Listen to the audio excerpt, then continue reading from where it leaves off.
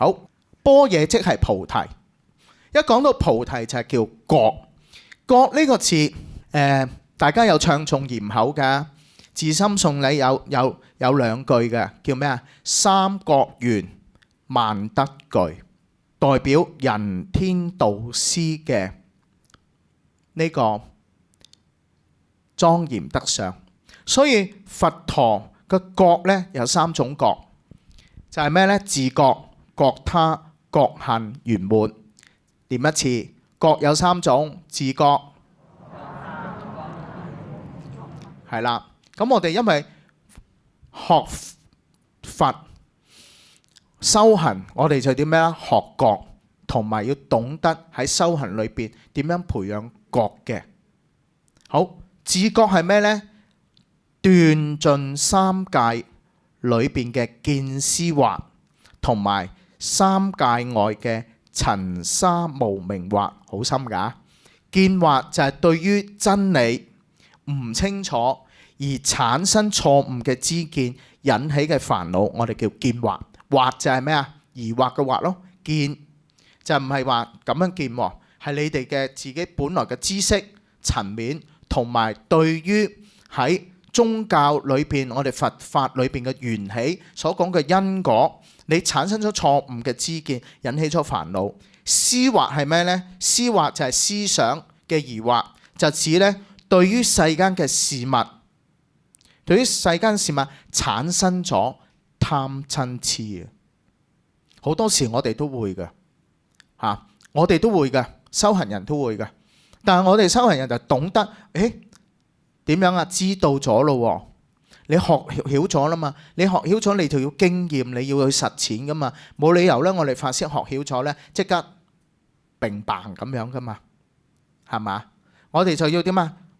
快你哋一步，快你一步去體會點樣從世間嘅事物產生咗貪嗔痴等嘅執着，而係呢個執着係咩啊？情感嘅執着，引起咗煩惱。而呢啲情感呢，就會導致咗我哋喺修行裏邊有種種嘅錯誤嘅行為，而呢阻礙到我哋修行。我哋好多時，我哋法師都有意見嘅，但係呢，我哋好快嘅，好快咩呢？好快完嘅，好快可以平息嘅，因為我哋懂得幾時起嘅呢個因緣。好啦。見思惑、無明惑係啲咩嚟嘅？無明惑就係指就係咩呢？事物嘅真相，我哋唔明白而產生咗迷惑嘅根本煩惱，而令到我哋導致到我哋眾生輪迴啊，輪迴生死嘅原因。無明就係咩呢？一種對於真理嘅事實嘅本質嘅無知。事實嘅無知，而導致咗我哋每個人產生咗錯誤嘅認知行為，呢個叫無明惑。好啦，覺他係咩呢？將我哋能夠見惑、思惑、無明惑能夠認識到、鍛鍊到我哋遠離咗呢，我哋將呢個自覺嘅真理能夠傳播俾我哋識嘅人，能夠同佢分享。令到佢哋點樣呢？令到佢都知道呢個覺係啲乜嘢嚟嘅。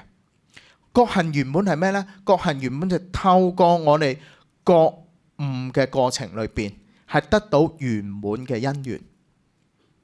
呢個圓滿因緣，你就要懂得咩呢？學佛要懂得因果，懂得因果。你喺邊度嚟嘅？唔該，你一陣呢識得翻屋企，呢個咪因果咯。係咪啊？可唔係啊？我一陣要食飯，你食完飯你始終你要翻屋企噶嘛？呢個係每個人個別嘅過程嘛。但係我哋講因果就係咩？種瓜得瓜，種豆得豆。你懂得嚟，你懂得回。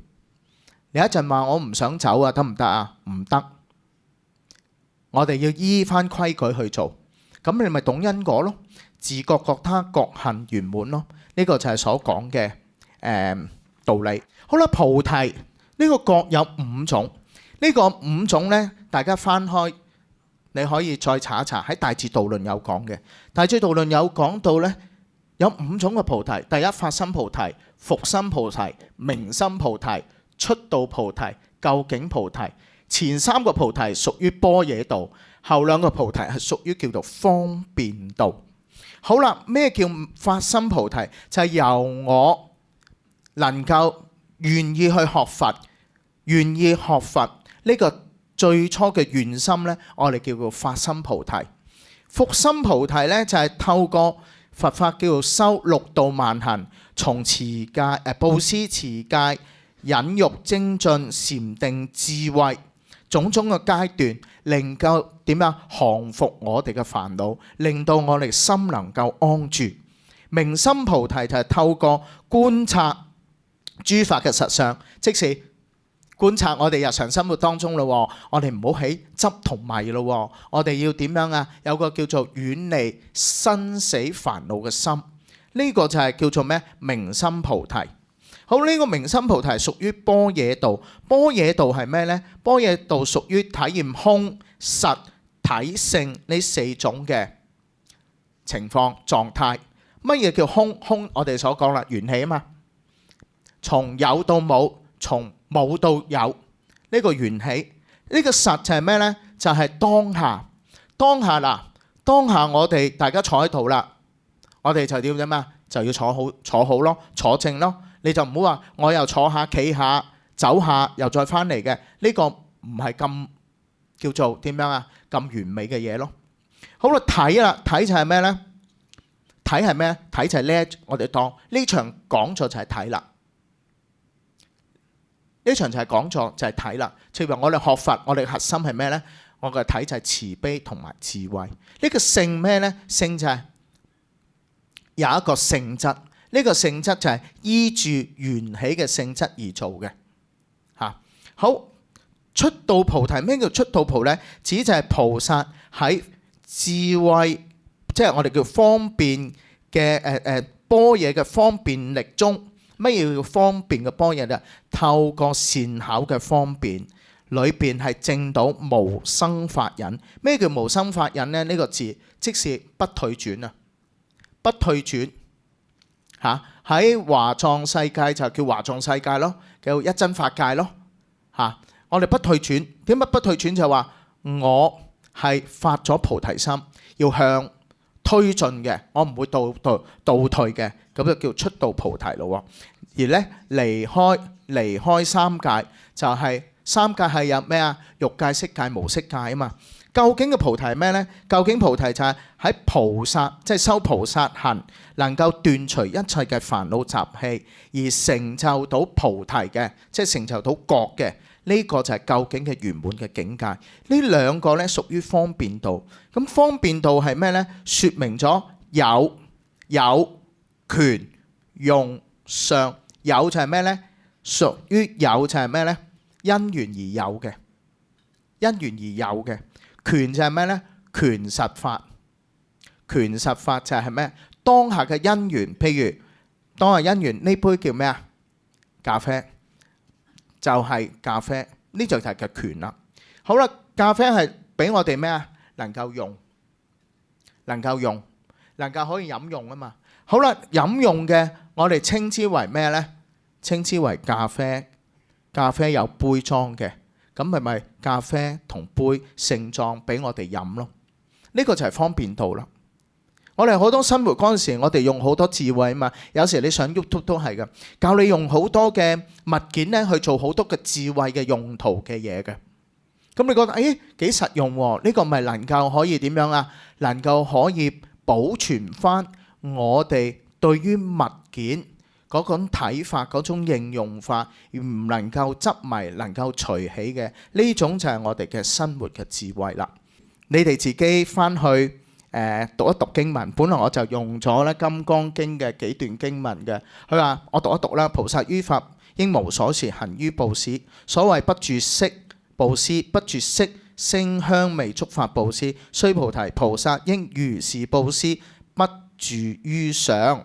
呢個係好好同你哋分享嘅。第二個經文就係咩呢？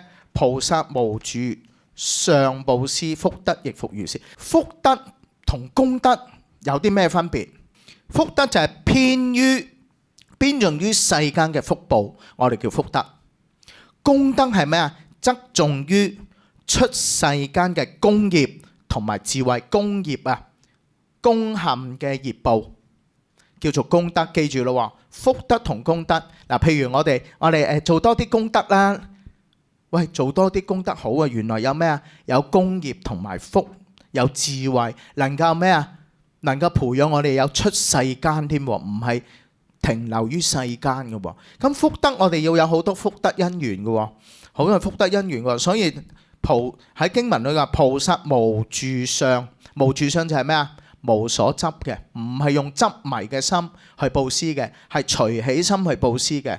佢福德亦復如是啦。福德亦復如是，就係話佢嘅福報係點樣啊？係有嘅，係有嘅咁樣。佢功德有冇啊？有。所以《金剛經》有提功德同福德呢兩個字嘅喎。大家細心咧去咧自己去讀誦。最後佢話：若人滿3000大千世界七寶以用布施，是人所得福德，另為多否呢？呢個俾大家諗一諗。我哋經中以3000大千世界，哇幾形容到3000大千世界嗰個點樣啊？空間感好大，用七寶喎，即係話好多好多去用布施，是人所得福德，另為多否呢？有幾多呢？呢個係一個問題俾大家，就係話你係咪用執迷嘅心去布施，定係無住隨喜嘅心去布施呢？咁樣好，到最後。佢話是法平等無有高下，於是法中無實無虛。般若嘅智慧咧係無所住嘅，不取諸相即生實相。呢個就係我哋所講嘅，就係各嘅功德、各嘅福德。我哋法係冇平等嘅，法即係話咖啡同水係冇分別嘅，係因為你嘅咩啊？你嘅因緣所在。我今日想飲多啲咖啡，或者我聽日想飲多啲水，大家個質性係咩啊？都係水，但係佢係咖啡，係個水。呢個水根本水就有咩啊？有我哋嘅生命嘅養分。呢個生命嘅養分有好多個變化。如果呢個生命嘅養分倒咗落去一個油坑嗰度，就會令到我哋咩啊？令到我哋呢唔健康咯。會破壞到我哋咯。咁多謝大家。今日好倉促咧，同大家咧去分享咧點樣咧去擁有一個咧快樂嘅生活嘅修行。記唔記得係咩啊？記得自己去慢慢去，自己去留意自己當下所做嘅嘢係用執迷嘅心啊，定係用隨喜嘅心去做？當你有隨喜嘅心，你擁有嘅慈悲與智慧就會點啊？更加多。你有執迷嘅心咧，你就會遠離慈悲與智慧。嗱，慢慢去做，記得要點啊？個個要修持。頭先好似頭先嗰位男居士話，我都有讀重心經，呢個都係修持。希望就係透過讀經嘅修持，我話憶持。當你憶持嗰陣時咧，你會無意之中咧喺煩惱當中咧就照見五蘊皆空，然後你唔係好明，你就會咧想知道五蘊皆空係乜嘢咧？你慢慢去投入，去融入翻經文嘅意思咧，就能夠點樣咧？去幫到智慧，生起慈悲與智慧。祝福大家，阿彌陀佛。咁我哋今日嘅講座常樂法樂，守護堅強，快樂生活嘅修行圓滿。好多謝院長為我哋帶嚟精彩嘅開示，亦都好多謝大家踴躍嘅參與。而家請大眾起立合掌，恭送院長。咁我哋最後同佢哋回向好嗎？好，大家合掌。願消三障諸煩惱，願得智慧真明了，普願罪障悉消除，世世常行菩薩道。好，祝福大家一切無患，平安安穩。阿彌陀佛。